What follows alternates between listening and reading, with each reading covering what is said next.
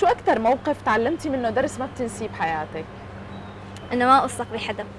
كنا اخذينه صديق وحبيب إلنا، فزينا لانه صار لنا المصاري وهربان.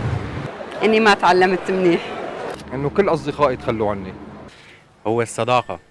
شو أكتر موقف تعلمت منه درس ما بتنساه؟ والله مواقف كثيرة ما بخفيكي، بس الموقف يلي لحد الآن بحس بنفسي انه كل اصدقائي تخلوا عني. كل اصدقائي تخلوا عني وقت كنت احوالي بخير واحوالي المادية بخير، وهلا ما عاد شفتهم قدامي، وحتى من يعني ناس من اخواتي كمان صاروا برا وصارت امورهم بخير. صاروا يحكوا انه هذا اخوي اللي بسوريا.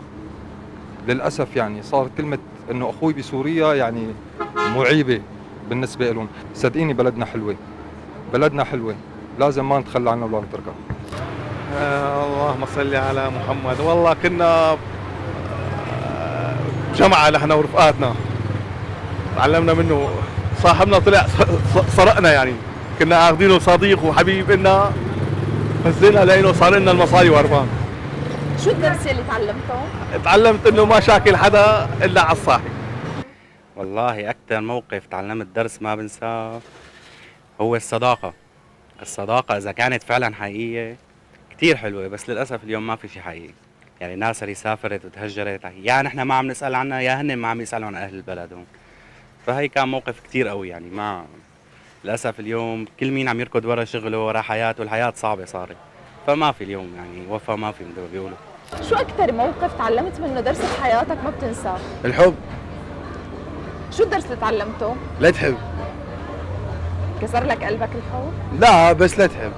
هواي دروس تعلمت بحياتي، خاصة الدنيا أو هاي دنيتنا، هواي تعلمك دروس، هواي تشوفك مواقف.